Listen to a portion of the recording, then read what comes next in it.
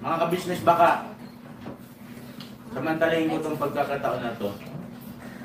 Kung po pwede po sana, lalambing ako sa inyo. Suportahan niyo po yung Anime Reactors TV. Solid ka business po yan. Tapos ano po kasi siya, bedridden na po, mga ka-business. So sa pamamagitan ng pagbablog, awa ng Diyos nga, na-monetize na siya. Nagkakaroon siya ng kaunting revenue. Kaya maliliit lang kasi yung views niya. Baka pwede po suportahan natin si Anime Reactors TV. Yan. Pero bedridden na po siya. Kaya mapapansin nyo yung at least na mukha niya, pinapakita niya. Cartoon character. Suportahan po natin yan, Anime Reactors TV.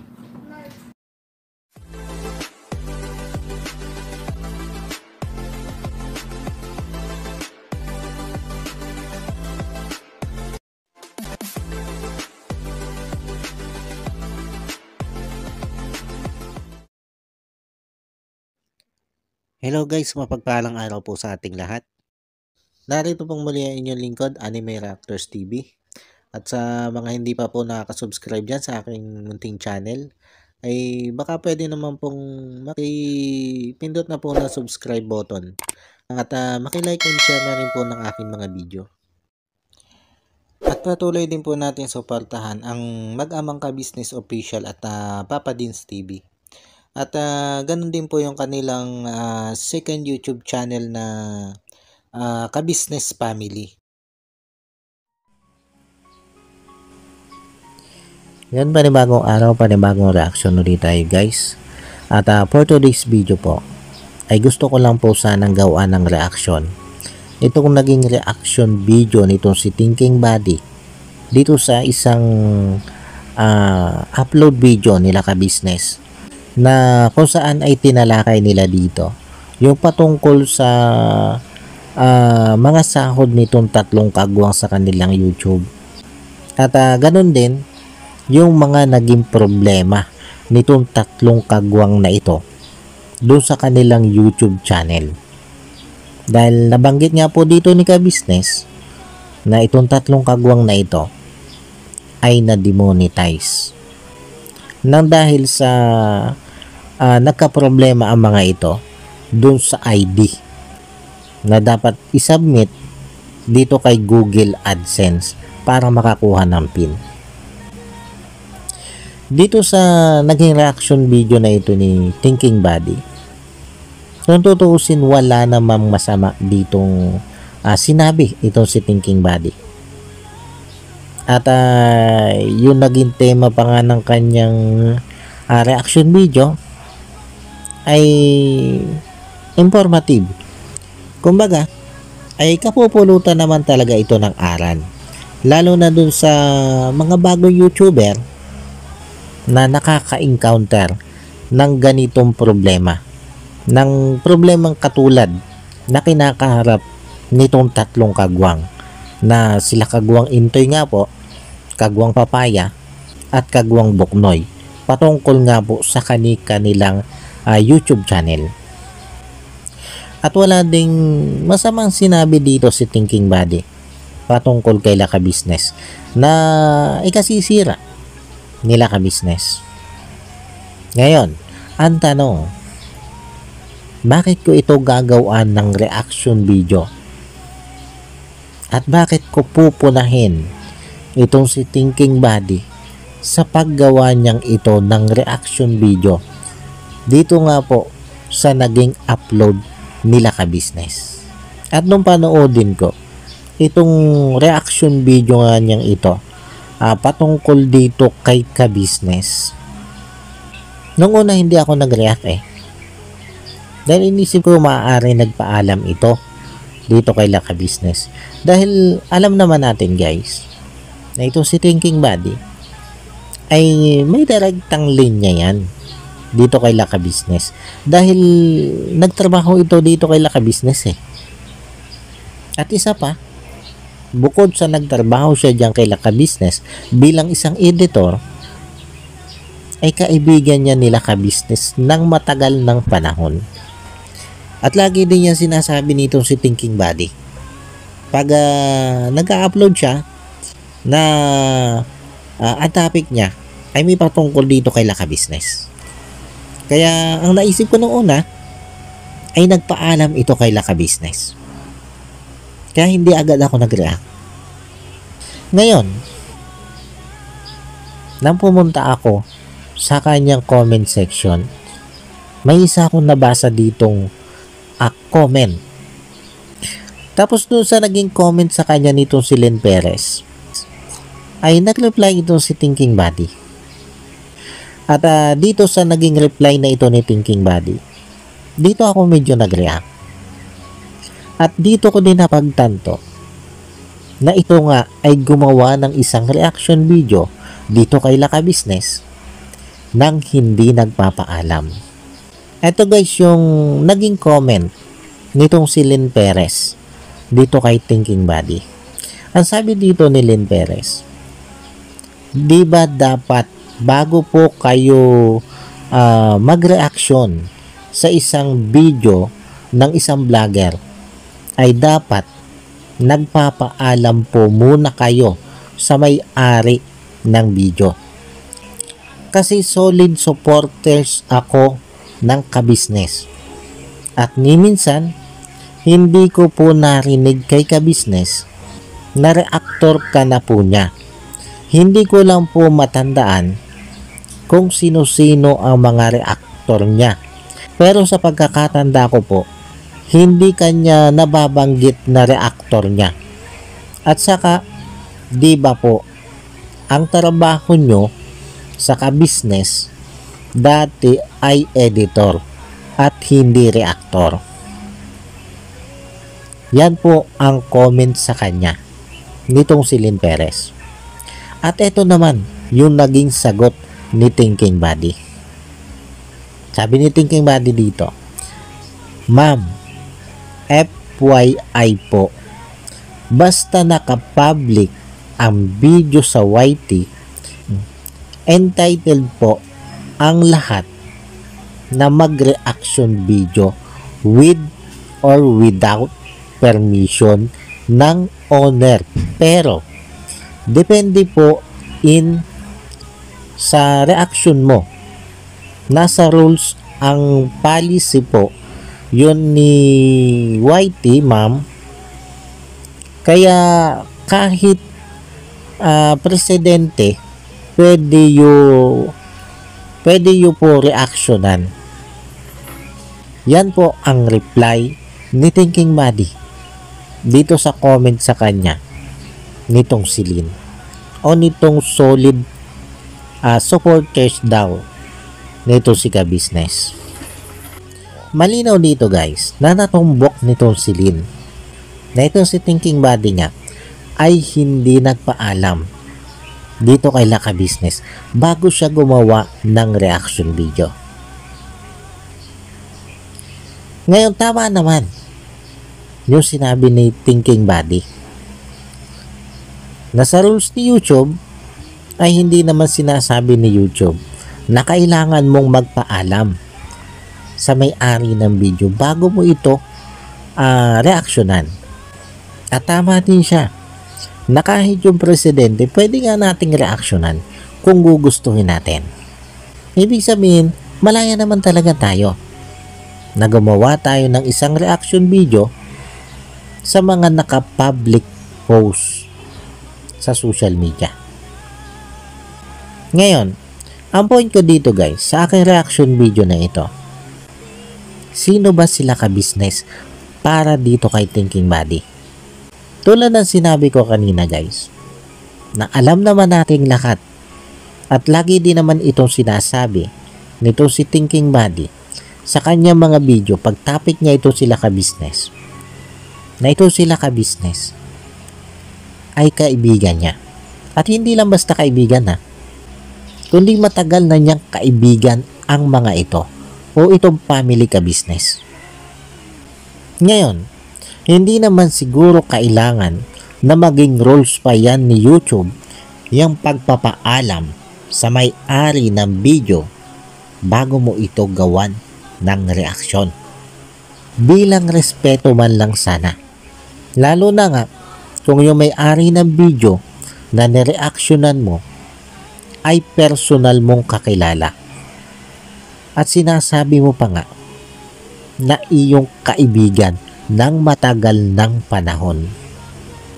Ay ano man lang ba yung mag-chat ka o mag-text sa kanila na, "Kuya, baka pwede kong gawa ng reaction video o baka pwede kong gamitin sa isa kong reaction video itong video mo." Hindi nang dahil lang sa rules ni YouTube, dahil pare-pareho natin namang alam na wala naman talagang ganyang rules sa YouTube na kailangan mo munang magpaalam sa may-ari ng video bago ka magawa ng reaction. Kundi ang point ko dito ay yung respeto dun sa mismong may-ari ng video na sinasabi mo na kaibigan mo. Kaya lang, dito sa naging reply mo, dito kay Ma'am Lynn Perez, na solid ka business supporters daw, ay pinapakita mo dito na bukod sa wala ka ng respeto dito kay Laka Business, ay ginagawa mo pang bobo yung sarili mo sa comment mong ito o dito sa reply mong ito sa comment ni Ma'am Lynn. Para sabihin mo na wala namang ganyang rule sa YouTube. Bakit pa kailangan magpaalam? Yan yung gusto mong palabasin. Ano to, buddy? Pabobohan? Ha? Ibig bang sabihin ito ay hindi mo alam ang ibig sabihin ng salitang respeto? Ha, buddy? Ganun ba yon? Uunahan ko na yung mga basher dyan na kumakampi dito kay buddy. Hindi po ibig sabihin nito na si Ka-Business ang may-ari ng YouTube, kaya kailangan mo magpaalam sa kanya na gagamitin mo yung video niya para sa reaction video mo. Kundi dapat nagpaalam ka sana bilang respeto. Lilinawin ko ha guys, bilang respeto, hindi obligasyon. Malinaw yan guys ha, bilang respeto, hindi obligasyon. At hindi din rules kay YouTube. At lalong higit sa lahat ay hindi dahil pag-aari ni Ka-Business ang YouTube. Dahil marami na naman akong nabasang ganitong komento na hindi naman daw pag-aari ni Ka-Business ang YouTube. Bakit kailangan pa magpaalam? Ang point dito guys ay yung respeto. Kaya dapat ikay nagpapaalam. Lalo na nga kung yung may-ari ng video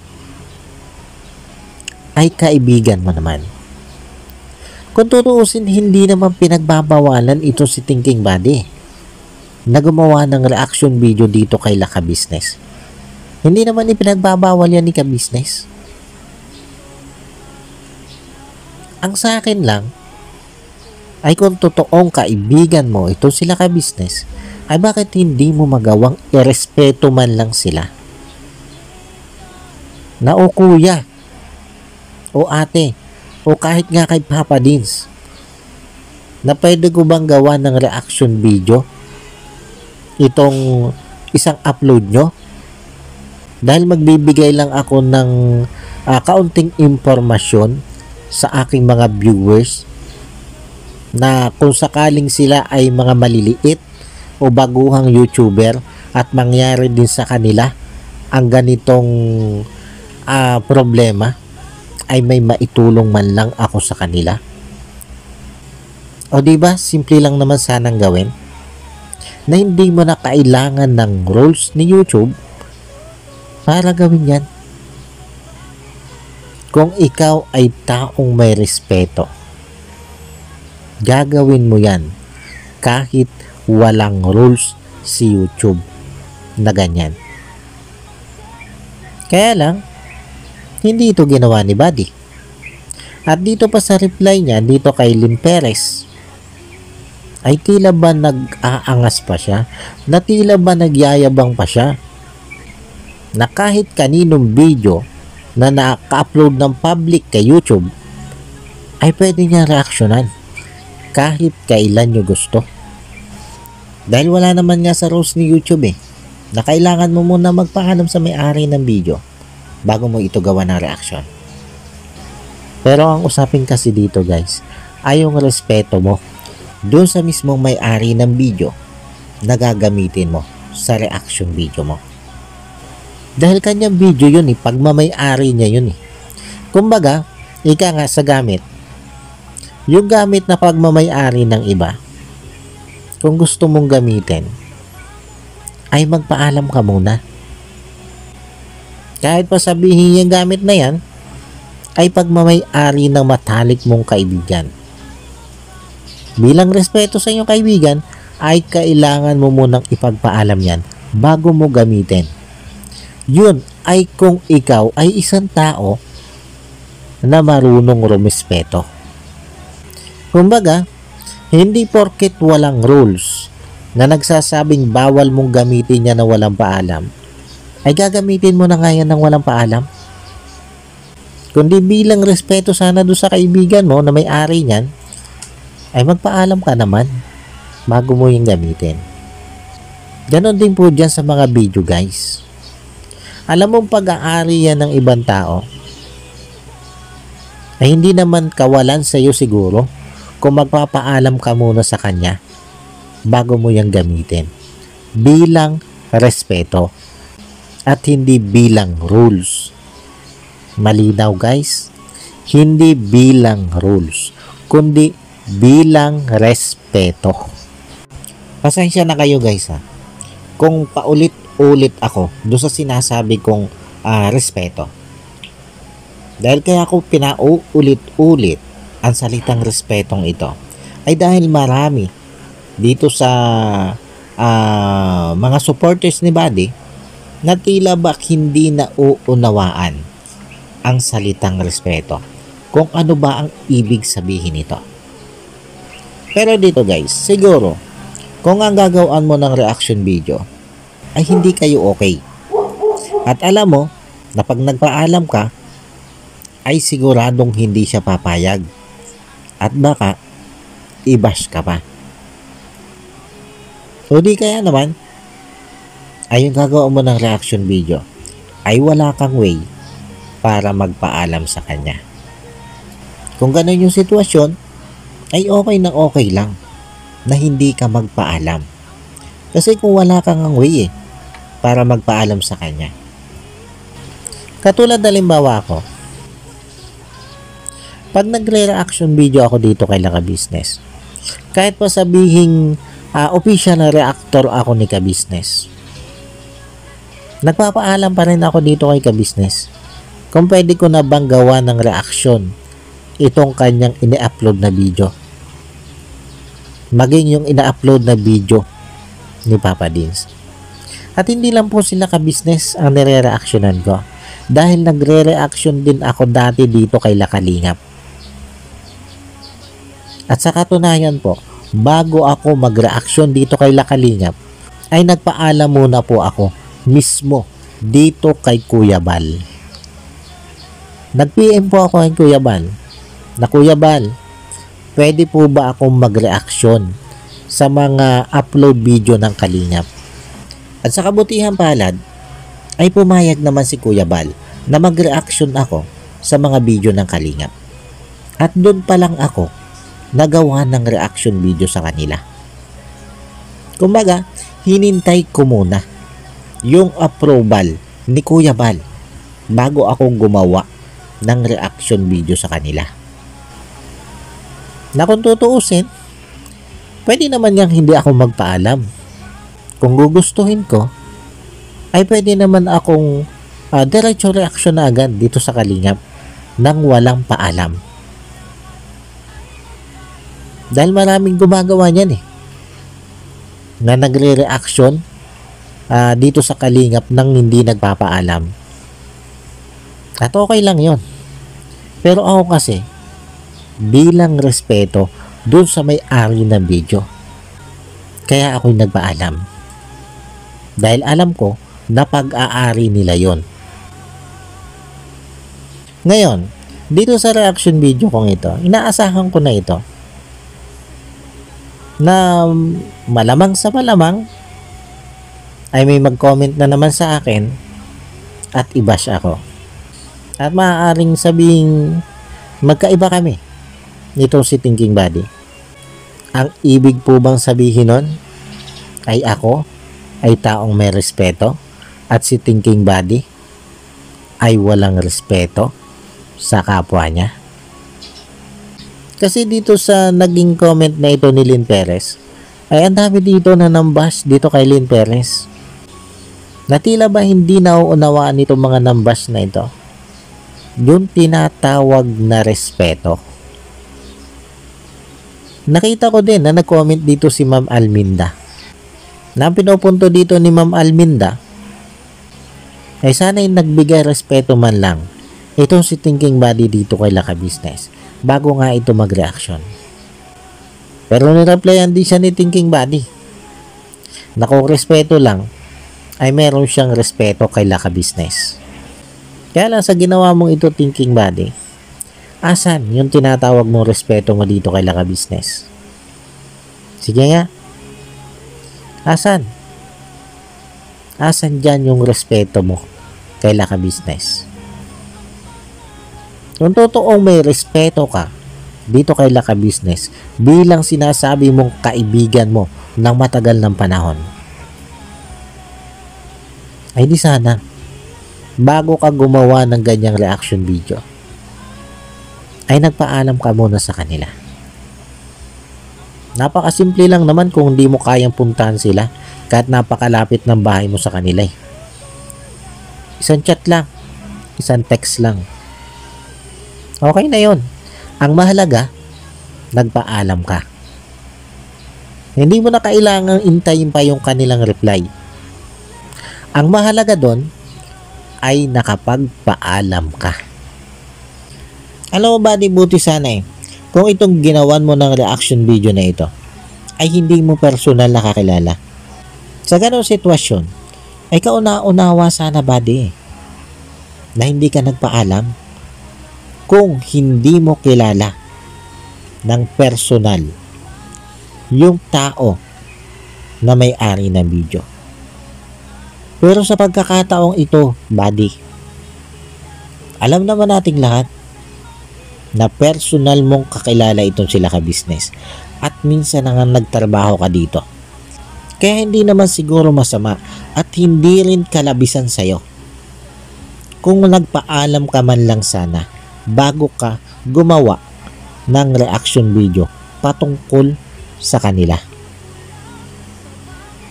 Tapos sasabihin mo na kung respeto din lang ang pag-uusapan ay meron kang respeto sa kanila. Ay nasaan yung respeto mo sa kanila? Andyan sa bulsa mo? Nakatago? Kaya hindi mo magamit? Yang respeto, buddy, ginagawa yan. Hindi yan itinatago lang sa bulsa, kundi ina-apply yan sa pang-araw-araw dapat nating pamumuhay. Kaya nandito sa ginawa mong ito, mukhang yung sinasabi mong respeto ay hanggang sa bukang bibig lang at hindi mo kayang ipakita kung ano yung ibig sabihin ng salitang respeto. Dahil kung meron ka nyan, ay bago ka sana gumawa ng reaction video kay Laka Business, ay nagawa mo muna magpaalam. Hindi dahil yun ang rules, buddy, ha? Hindi dahil yun ang rules kay YouTube.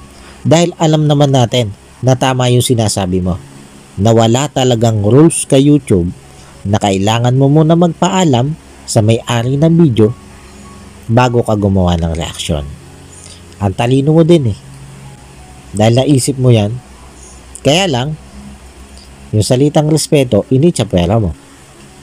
Dahil walang rules si YouTube na kailangan mo muna magpaalam sa may-ari ng video. Siguro naman malinaw sa lahat kung ano yung pinopoint ko dito, ha.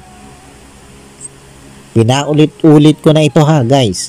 Pinaulit-ulit ko na hindi yan rules at hindi rin sila ka-business ang may-ari ng YouTube. Kaya dapat na magpaalam muna sa kanila bago gumawa ng reaction video sa mga video nila. Kundi ang point dito guys ay respeto. Sana naman po ay maging malinaw yan sa inyo. Lalo na dun sa mga viewers na minsan ay mahinang umunawa. Pasintabi na po sa inyo. Dahil dito sa comment section ni Buddy ay tila ba silang ka-business pa amin na masama. Ito yung masakit dito eh. Sila ka-business na nga ang hindi binigyan ng respeto nitong si Buddy. Ay para lumabas pa dito sa comment section nitong si Buddy na si ka-business pa yung masama. Dahil bakit kailangan pa daw magpaalam kay ka-business ay hindi naman si ka-business ang may-ari ng YouTube. Anong utak ang meron kayo? Hindi naman kailangan ni ka-business na siya muna yung mag-ari ng YouTube bago siya irespeto, di ba? Dahil lahat tayo ay pare-parehong dapat ay inirerespeto. At dapat din ay nagbibigay ng respeto. O baka sabihin nyo na bakit nireaksyonan ko itong kay Thinking Buddy video na ito ay hindi ako nagpaalam kay Thinking Buddy. Nag-comment po ako dyan kay Thinking Buddy at nagpaalam ako sa kanya. Nagagawan ko ng reaction video itong video niyang ito. Bilang respeto yan, Buddy. Bilang respeto. Paano guys? Hanggang dito na lang muna ulit po at sana po'y nagustuhan nyo itong aking reaction video na ito. Pero alam ko yung iba dyan ay hindi ito magugustuhan.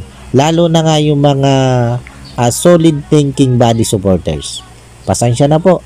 Pasintabi na po do sa mga solid Thinking Buddy supporters.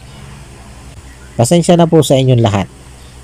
Nakitaan ko po kasi ng walang respeto itong idol nyo. Kaya ako ginawa ng reaction. Yun guys, paalam na po tayo. At yun, maraming salamat po sa patuloy pong sumusuporta at sa walang sawa po nanonood sa aking mga ini-upload na video.